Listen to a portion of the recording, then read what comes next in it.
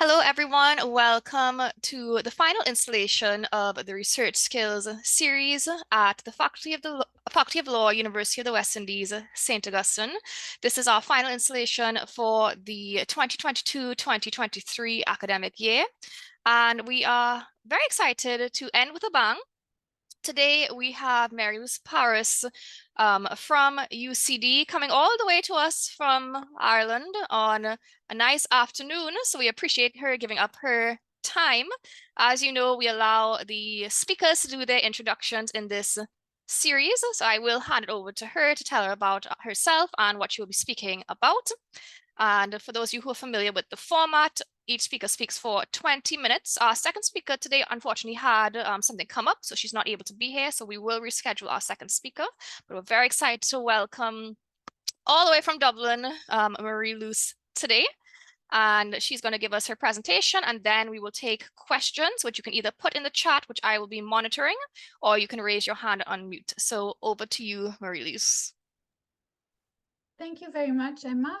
I'm delighted to be with you today, and I'm extremely grateful to you and the St. Augustine Faculty of Law for the invitation at the Research Skills Series. So I'm a lecturer, associate professor at the UCD Sutherland School of Law in Dublin, and I'm also the UCD the director of the UCD Centre for Human Rights, which is a university-wide centre.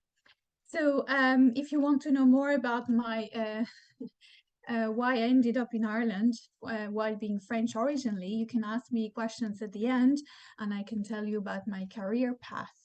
But today I prepared a short presentation entitled Conducting Comparative Research, an Explorative Road. I hope to talk for about 20 minutes and leave 10 minutes or so for questionings. For Q&A. So I'll divide the presentation in 3 parts, and I will share my screen now to, yeah. So I'll share this now. Okay, sorry, that's not the, the start. So I hope you can all see that. Yes, Yeah. we can see. Yes. Thank you very much. Okay. So that's the, yeah. So that's the outline. In the first part, I would like to make a number of general observations or statements that I will explain briefly about legal comparative research, just to give an overview of the different problematics that the comparatist or comparativist faces when undertaking comparative research. And secondly, we'll talk about more what I call the comparative inquiry, so that the different steps about comparative law, namely what I call contextualization, the choice of comparators and case studies, and their justification. And this is where I will mention the key skills which are required for such exercise. And thirdly, only if time allows, but maybe we will have time at the end, I will talk about 2 projects that I've conducted quite recently, in comparative law. One is about research. It's a research project about an article I wrote comparing between French and US law. And the other is a teaching project that I conducted in comparative law with first-year law students. So, okay.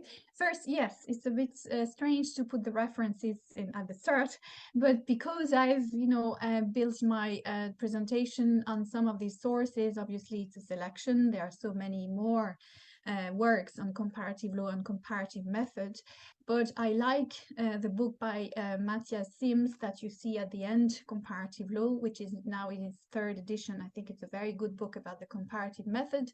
I like the article by Van Uck as well, Methodology of Comparative Legal Research. And then obviously there is my chapter which explains parts, which, I draw inspiration from in my presentation. Now, if we start with the first observation I would like to make, is that in comparative legal research, strangely, there is not a single method of comparison. This can be surprising, but I'm sure you have all come across this difficulty if you have done some comparative work before. So everyone is doing comparative research, but without an agreed standard on how to do it. Now, I'm not coming back to the historical developments of comparative law, which were primarily focused on private law and not public law. And we can trace the origin of the establishment of modern comparative law around the end of the 19th century.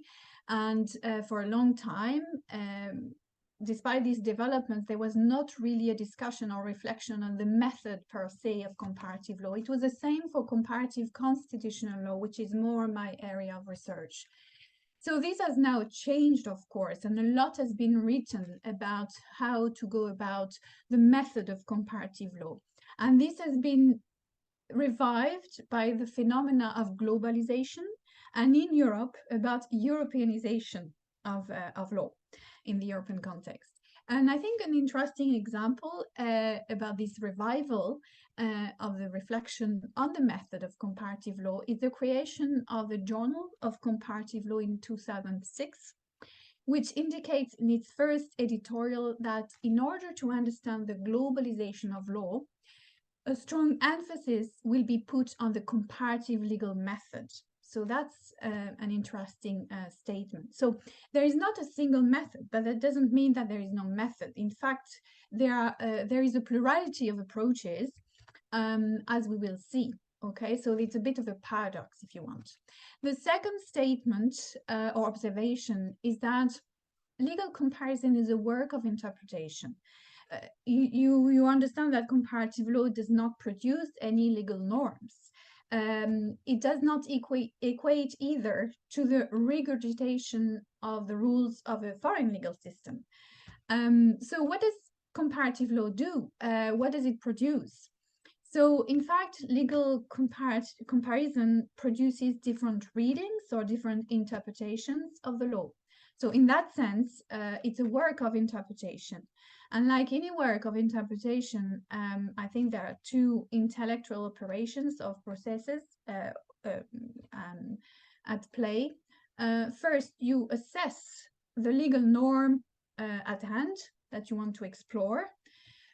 So you determine if the legal norm is clear. Generally, it's not clear, it's obscure, it's vague, so you have to interpret it.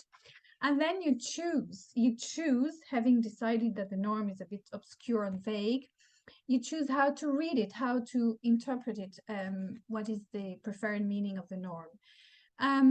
So this is an exercise, this is an important thing to say, because it really depends on who the comparatist is, whether it's a judge or a scholar. So yeah, because the judge will try to find the authentic interpretation, because the judge has to be very pragmatic to put an end to the legal dispute that is before her or him. So scholars maybe are less concerned with finding the single truthful meaning, if there is any. They are more concerned about exposing the different meanings of a legal text or a legal norm. So this is what we call the scholarly or doctrinal interpretation. At this stage, it's also important to make the distinction between the comparatist or comparativist, they don't even agree on the term, and the expert in foreign law. The work of the comparatist aims at offering another interpretation or perspective on their own legal system by comparing it with another one, while the aim of the expert in foreign law is maybe more modest, and it's only to, transmit knowledge and information about another legal system. So the fact is that this work of interpretation in the context of comparative inquiry brings its own issues, namely the issue of a bias. You're biased by your own legal system often. So in that sense, legal comparison is not objective, and this is my next point. It's inherently a subjective work. So you have to be careful when you do comparative research, legal research, to keep some distance, to keep some objectivity as far as possible, to detach yourself a bit from your own legal system that you have embraced since your first year of legal studies, and to resist the bias not only of your legal culture but of your, your culture. Um, so it can be especially difficult to do for comparatives from countries whose legal system has had or still has a very big influence in the world. Thinking about the Americans, for example, the American system, for example, of the French system, which have had a great influence. So you have to resist to expect to find the exact equivalent norm or the exact equivalent institution in the other system. And sometimes they are very surprised when they don't find these equivalent norms or institutions. And what I'm saying now will be useful when I'm going to describe the different steps of the comparative inquiry. Then the next point is that it's a bit more theoretical, but I think it's important for the method. Um, Legal comparison as an epistemological dimension. As you know, epistemology refers to the theory of knowledge. So it's how you approach knowledge, how you structure knowledge, how you justify knowledge. So it really refers to the methods, the scope, and the validity of the theory that you want to develop. It's important in the context of comparative law, you have to define if your inquiry is indeed suitable for comparative research. And if it is suitable for comparative research, what is the object of your comparative inquiry? What is the foreign law that you want to compare with? And how you will do all that? Okay. And this is why we come back to the issue of the method. So you have to refer to all these fundamental principles of research design, which exist in comparative research, hence the importance of reading the different approaches that have been described by different authors, where either generally in comparative law or more specifically, for example, in the field of comparative constitutional law. And this is why I've put these two names. And I will give you an example of method. These two names, they are two prominent comparative constitutional lawyers, and they have proposed a method to approach comparative law. There is in works of general comparative law, I think again one of the best books on the best approaches is the one by Matthias Sims in his work, because there is one chapter which describes the traditional approach to comparative law, the traditional method, and then how this method has evolved, because the legal systems of the world have themselves evolved. So if we, when I put a little asterisk, it means that there is another slide. And this is described in another slide. So it's just an example. It's just what I do with the students in comparative constitutional law. So Mark Tushnet explains, or he describes different, he labels the different methods to approach a comparative constitutional legal inquiry with functionalism. Okay, so you look at the aim that the norm or the institution fulfills, and you try to identify the common functions and the institutions that perform those functions in the other legal systems, to identify similarities and differences that exist in any comparative inquiry. And he talks about expressivism, which is a bit different, and it's really found in the context of comparative constitutional law, because it refers to all these what the constitution expresses in each legal system. And then he refers to bricolage. Bricolage is the do-it-yourself. And a translation would be that. So he says that the constitution is most often the result of a compromise, and the comparatists in that case will use this approach when you accept that this is the case and not everything is supposed to fit in a system. So there are other variables that the comparatist has to incorporate in his or her analysis. And basically, you take the different elements as you go. You don't have any plan at the beginning, but you take, the different elements. Now, Rosalind Dixon, who is a disciple of Mark Tushnet, has expanded on these methods, and she has written maybe in more details about that. Now, coming back to the previous slide to continue our different observations, I would say in the end that legal comparison is a handmade work, and we go back to this idea of bricolage. It really depends, and this is why I said that there is not a single method. Legal comparison really depends on the issue raised, the issue that you want to explore. It depends on the goal of the comparatist. So another way of saying that is that the legal comparison depends on the question you deal with, which in turn depends on your goal. In other words, strategy is dictated by the goals, what you want to do, and depending on who you are, either you're a legal scholar, you're a judge, or you're a law student, etc. So this implies that you have to make some choices and justify them. So at this point, I would like to go to the second part of the talk about the comparative inquiry.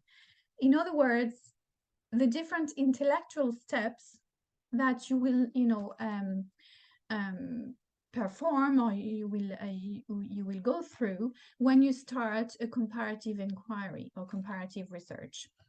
So, and they are not sequential. You can, obviously you have to do all these steps at once in parallel, but then, organize them. So, and this is drawn from not the chapter I wrote, but from a book by Marie-Claire Pontoreau, who is a colleague of mine at the University of Bordeaux in France. And she has written a book specifically on comparative constitutional law. But I think the way she described the different steps is really relevant. So she talks about contextualization, choices, and justification of these choices. And this is not something which is easy to do. It takes practice because sometimes we don't know at which level we can do the comparison. So, so this is really the method per se. When I say inquiry, just to stop on this word, the term inquiry, it borrows from the social sciences. But as you know, as lawyers, we are more and more encouraged to resort to methods of the social sciences, of other disciplines. So first, the steps of contextualizing. It means that you have to get the knowledge of the other legal system you want to compare with. It can be one other or two or three, etc. Generally, for questions of time and funding, it's generally another legal system. And you can have, big studies. For example, in the context of the EU, you can study all the 27 member states, but then you need more means and more people maybe to help you to have the different legal system. But what I want to insist on is that there are 3 degrees of knowledgeability in this regard. You have to know not only the linguistic knowledge, because it's always better to actually read the material in its own language, and especially the primary sources. So if at all possible, it's better if you know the language of the other legal system. It's obviously not always possible, but now there is Google Translate and all these facilities, but you have to be careful as well with this. What I call the operational knowledge, obviously to understand how the institution or the norm you are exploring functions in practice, and then cultural knowledge. So what about cultural knowledge? Is it just about the legal culture, or is it broader? Encompassing, for example, political culture, historical culture, but also the economy, the society, etc. Because again, for questions of time, other constraints, and you can't explore the whole legal system. You know less, obviously, about the foreign legal system, so you have to make choices. And another another point, which I forgot to make at the beginning of this reflection about knowing the foreign law. It's about the law itself. What is foreign law? What is law? So you have to decide as well which level of law you want to explore. So obviously at the level of constitutional law, the level of legislation, case law, but also international EU law in the European context, regulations, private regulations, etc. So these are all choices that you have to make in your legal comparison and explain that. Now, so coming back to these degrees of knowledgeability, I think there is a good metaphor in this regard. You can say that the legal culture, the legal text, the legal norms, concepts, institutions you want to explore is kind of like the tip of the iceberg. And then the hidden part, or the mute part, which is always bigger, relates to all the non-legal aspects of the culture, of this legal culture. And you decide what you want to explore, but you have to be very clear about it and to let the reader know about that. So looking at the other non-legal aspects means that you look at the confines of law and even in other disciplines in social sciences, and it requires a deeper work on the other legal system, which some authors say that it's only possible if you have a team of experts. So you often can't do that on your own if you undertake big studies. So in other words, the comparatist must find his or her own relevant degree of contextualization to define what Pontoro calls an area of relevance about the foreign legal system. Okay, so this is what other authors like Rosalind Dixon calls the thick or the thin comparison. Okay, so all that is described in different works in comparative legal research. So you can actually, in your work, refer to these works to explain that you are going to do a thick comparison with going deeper into the other legal culture and legal system, or just a thin comparison because it's more not at the surface of it, but you just take some elements of the legal culture. Then obviously the most important thing is to choose your case studies, your comparators. So it begs the question of comparability and the question of the legal families. And the question of comparability, how do you recognize that two legal systems, institutions, norms, or concepts are comparable? So, and you have this very famous image of the orange and the apple. You know, they are both fruits, but, you know, they are very different fruits. So what degree of similarities do you need to make the comparison possible and valid? So these are questions that you have to ask yourself at the start and to explain.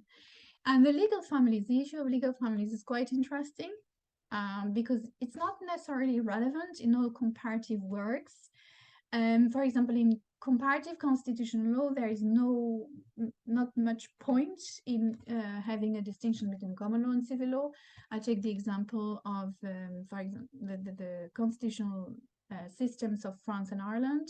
So one is a common law country, Ireland, and France is a civil law country. But in terms of constitutional legal system, they are quite similar because they have both a written constitution. So although they belong to different legal families, in constitutional terms, there are more similarities between France and Ireland than between Ireland and the UK because of the written constitution. But that's issue apart. It's interesting to see that even in this area, there has been some evolution. So again, I have two slides to show you about these legal families because it's important in comparative law, in general comparative law, to maybe to relate to these different legal families. But research has developed other criteria to classify, to categorize these legal families. This is a kind of a traditional map for the traditional legal families, common law and civil law, and all the mixed jurisdictions, religious law. But then again, so the blue part would be the civil law system, civil law inspired system, and the pink pinkish ones would be the common law systems. Then you have this new work, which adopts a different perspective. And I think this is interesting because it shows you that comparative law research find new things. This is a different way of categorizing the different legal families, or to another taxonomy. So this is a work by Matthias Sims, and you see that the colors are really different, and the countries are grouped very differently. You can see the example of Australia and the US is very typical, because Australia would be, with the rest of Europe, but the case of the US would be very different. I'm not going into that. It's just to show you that there are much more, to this issue of legal families. That's what the traditional distinction taxonomy would say. And then I think the most important thing, obviously, but it was implicit in what I've said before, is that you have to justify your comparison, to explain all that in your methodology chapter or section or etc. Because precisely there is not a single method. So you have to, and this can be a problem, because it can cast doubt on the validity of what you want to demonstrate in your comparative inquiry. So the only benchmark possible to test the validity of your comparative work would be the protocol that you have established for yourself for your comparative work. So you have to explain and justify why you choose these two comparators, why you choose this particular institution, etc. So all the different steps that I've described, you take them and you explain them in much detail. So this is what I call in the chapter the W questions. What do you compare? How do you compare? And why do you compare? Why these two jurisdictions? Why only the similarities and not the differences?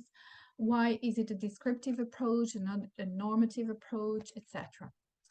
So at this stage, it's interesting to see that some authors, they call such approach as a scientific approach. Well, obviously, this is not a scientific in the sense of hard science, because the law does not reach the same level of neutrality and as a demonstration in science, obviously. But because precisely it's not, you have it's not completely objective, you have some bias. But what I mean by justifying is to provide a rational explanation for your choices.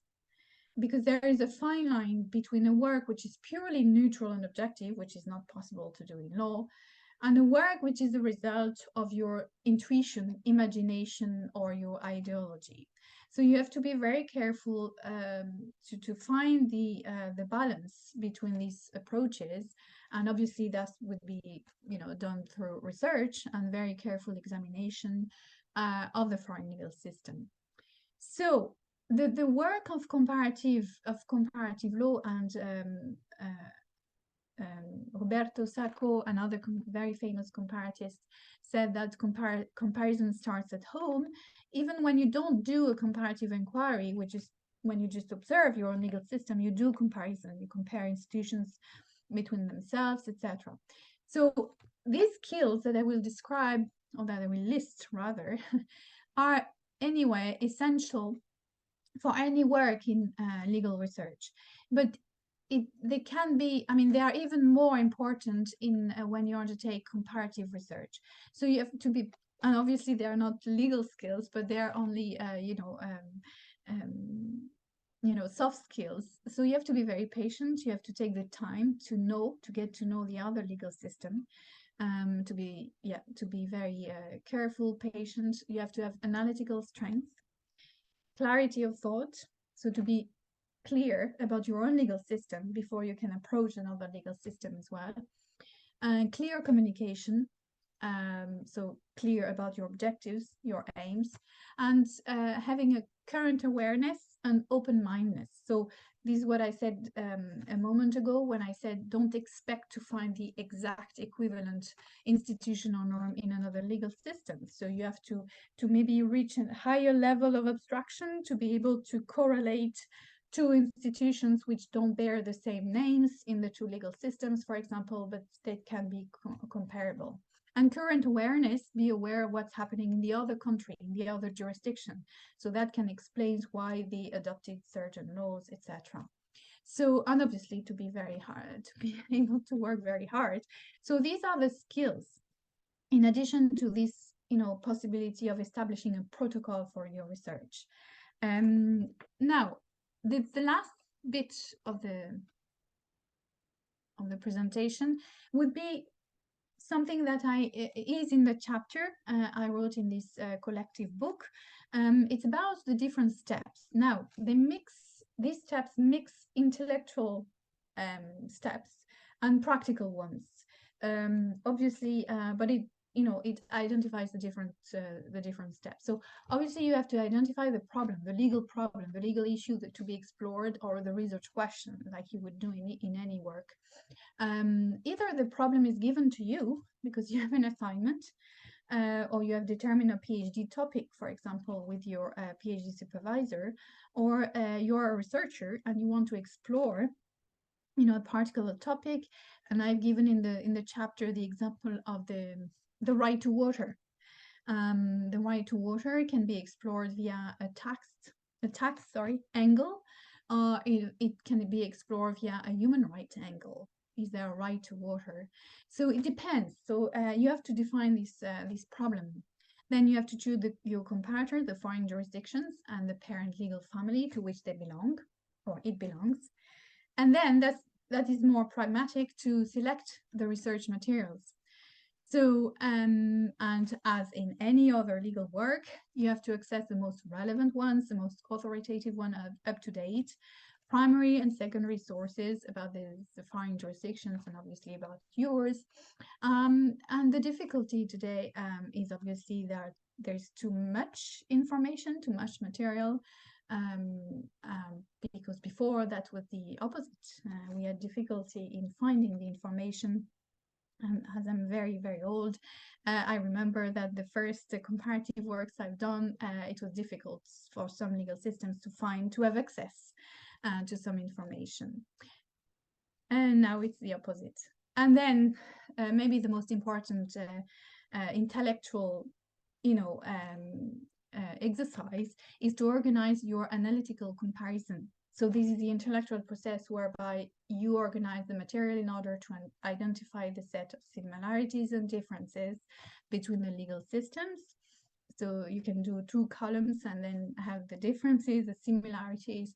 But obviously, this is only part of the exercise. You have to map the answers and to produce findings and conclusions.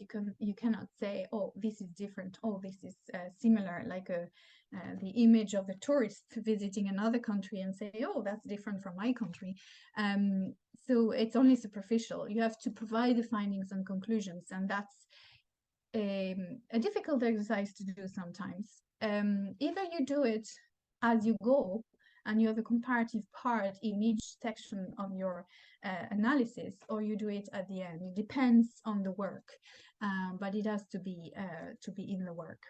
Now, yeah, the last part, I don't know how I'm doing about in terms of time, but the last part, maybe we can, start the discussion with this. I don't know. So the first work I mentioned at the beginning was an article that I published in the Military Law and Law of the War Review about the war powers of the president. And it's a comparison between US and French law, and it's about the commander-in-chief clause, this power of the president in both countries to commit in military affairs. So the difficulty was obviously for me to know about the US system and to compare the two, and they are very different. So the question here is, what kind of difficulty do you think will arise with such a project? What level of thickness do you think the comparison will need? That was, that was interesting to do, not only for the content of the article, of course, but in terms of the how to compare and the method used. And then the other exercise or the other project is purely teaching, a teaching project. I asked my students in first year, so they haven't done law before, and they haven't done so they don't know anything about law, and I asked them to write a few provisions of an imaginary constitution of an imaginary country. So they invent the name of the country, they invent the system they want, and I said that they have to write a few articles about the preamble, well, obviously the preamble, a few provisions about the form of state, and I give them keywords that they have to use: democracy, republic, sovereignty, nation, state. So they have to pick 3 out of these words to use in the form of state. The institutions, they don't have to write about all the institutions, but they have to write about one institution. That can be the president, the parliament, or the courts. And they have to write some provisions about fundamental rights. And I give them 2 samples of constitutions, the Irish one and the French ones. But they can go to find a third one. Most of the students, they go to the German or the US one, but they have found other interesting constitutions, like the Ecuadorian or the Chilean or the Swedish. It depends. So with that, they adapt, if you want, all these constitution, all these provisions to what they want. So that's another exercise. It's very interesting to see because they do very well. But that's, again, that's really forces them to determine which level of comparison, which degree of comparability, and how they can come up with interesting provisions. So that's it. Thank you very much. And these are the flags or of the different done by students for the different constitutions over the years. Thanks very much. Thank you very much for that, Marie-Luce. And I love the flags of the constitutions. I really like slots. So I like the reference to slots that I'm seeing here. Yeah. Very nice.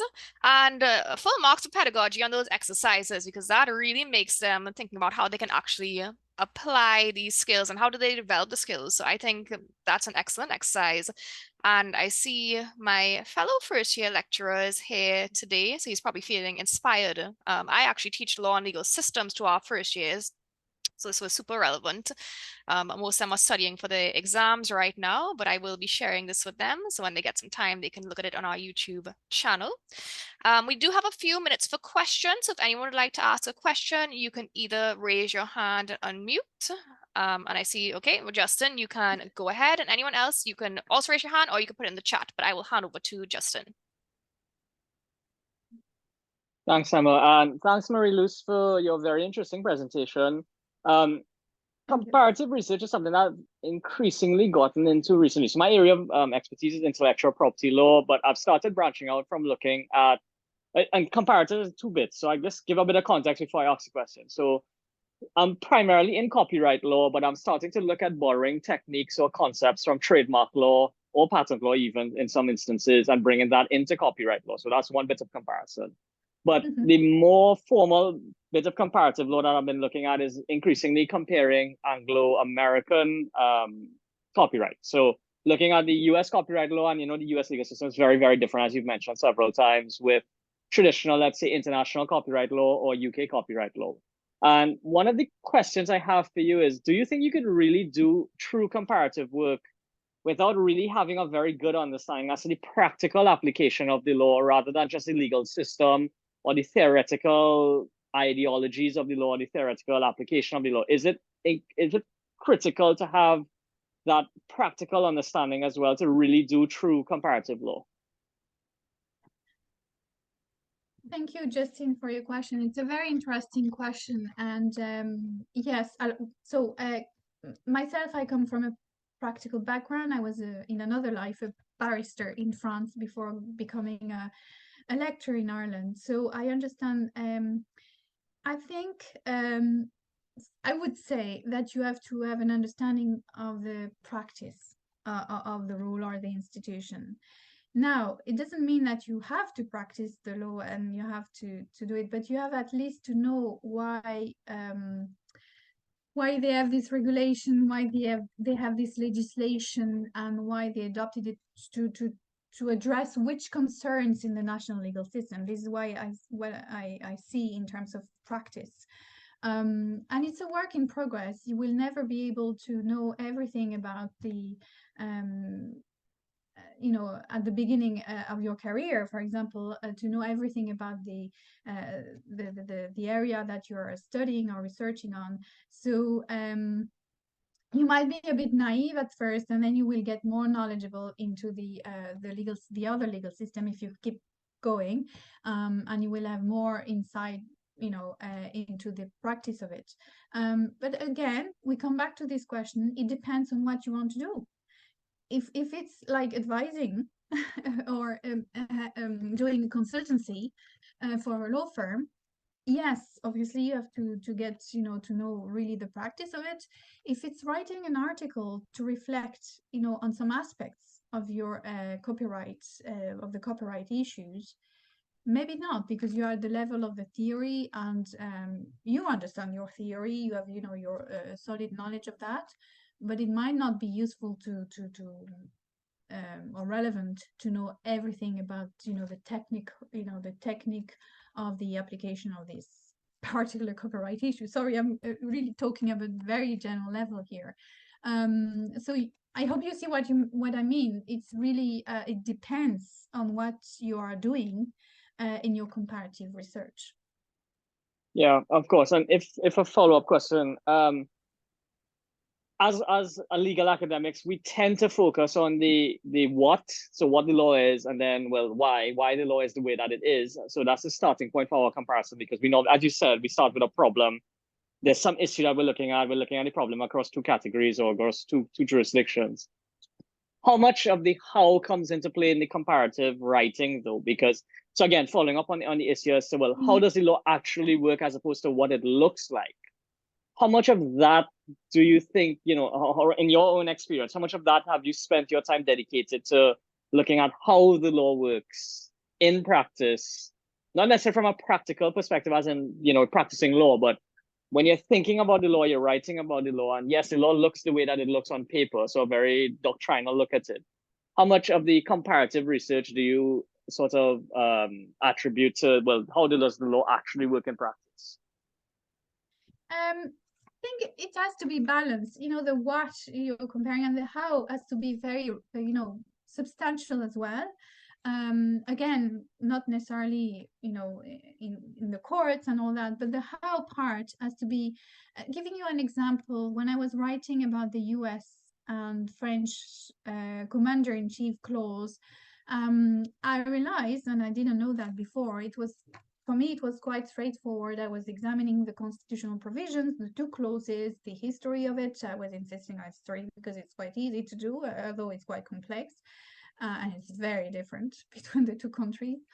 And then was, exploring more about how, for example, the interaction between the president and parliament and Congress in the US system. And what I realized is that you have to know how Congress works in practice and very much go into how it works in practice to know that, in fact, Congress has a lot of power to restrict or to restrain the power of the president because it has the power of the purse. If the president, okay, so the US president has a lot of power in terms of, military affairs. That's a fact. But if there is no money, there is no funding, it cannot act. So, and this is much more powerful than in the French system, for example, where there is very little control by parliament. But this, I had to read a lot how this works in practice, how the military laws programming laws in French, in the French system, are adopted, how they are, you know, drafted, etc. So this is an aspect, but it's driven by your research, and it's driven again by what you want to explain. But I think I would say, replying to your question, you should balance that. So the how should be balanced with the what. It's really bad if you make the what very big, a substantial part of your inquiry, and the how not very much, because they are all important questions. So I think you should dedicate, you know, a substantial part to the how question, if that makes sense. Yeah, no, that makes perfect sense. And thanks for your example, which is very, very useful in that context. So, yeah, thank you very much. Thank you. It's interesting. Okay, so I am aware of the time, but I just want to ask you before you go, if you did mention in the beginning, that'd be okay to tell us a little bit about your career path, because I am very curious about how you went from being a barrister in France to an academic in Ireland. So before you go, I don't want to keep you back, but could you just, I'm interested in your career path. Could you just tell me a bit about it, please? Yeah, okay. That's an easy enough question. Thank you. So yeah, I specialized in tax and business law originally. So I did a kind of an elitist degree in France, which was to be, you know, to work with the biggest law firms in France and to be specialized in mergers and acquisitions. And frankly, I was a bit I didn't like it so much. So I decided, I was very drawn into European law. I wanted to do European law. So what I did after a master's in tax and business law, I did another master's in European law. And I really, really liked it. And the director of the master's encouraged me to do a PhD. So when starting my PhD, I found myself in a different, very different path than my other classmates who, you know, were with me in the first master's. So in fact, I replied to a job offer from UCD, very completely, you know, how do you say, incidentally, you know, completely by chance. Because you know, at the beginning of the 2000, and this is where, you know, I don't know if you know a bit about Ireland, but Ireland has experienced a sort of economic boom at the beginning of the 2000, and they were recruiting a lot, you know, in different universities. They were becoming quite rich and economically, and they were really opening up, and they wanted to establish degrees, law degrees, which could combine common law and civil law. Why? Because the law students in Ireland would work, some of them, in the EU institutions. And in the EU institutions, you have the kind of a combination of the common law and civil law systems. I mean, you have to know both. It's important. So these degrees were existing in the UK. They were quite popular, but there was nothing like that in Ireland. So at the beginning of 2000, they created one, and they wanted a French lawyer, a native, to teach in this degree. So they recruited me, but was not chosen in the first place. I had no experience in teaching. I was far too young. So they recruited this barrister, and because the accommodation in Ireland at the time was already so expensive, she actually resigned. So they called me back, and here I was. I arrived in Ireland after she left, and I just stepped in, really literally with my backpack. And I said yes to the position, and it was for 3 years. It was a, you know, a temporary lectureship. And after 3 years, I had started a PhD. Sorry, I forgot to mention that I had started a PhD encouraged by my master's director. And I said, why not? Why not 3 years in Ireland? So I completely changed my career path as well as country. So from being a trainee barrister in Paris, I became a young junior lecturer in Dublin. And after 3 years, they made me permanent. And I said, you know, that's good. It's very difficult then to go back to your own country, because especially in Ireland, the salaries for staff, contrary to England, for example, the salaries are quite good. It's just because, you know, they have to keep the staff, otherwise a lot of people would go. So I was, you know, I said yes and I stayed. And I don't regret it. It's really an interesting job. Yeah. Well, I think you could tell from your presentation that you're obviously very passionate about what you do. So what a transition from very intense commercial practice to this academic life. But obviously you have a lot of passion for it. We can tell that from your presentation, from your pedagogy, with what you're doing with your students. So thank you very much for being here today and for sharing with us. Hopefully one day we'll be able to meet in person. But until then, it was a pleasure to meet you virtually.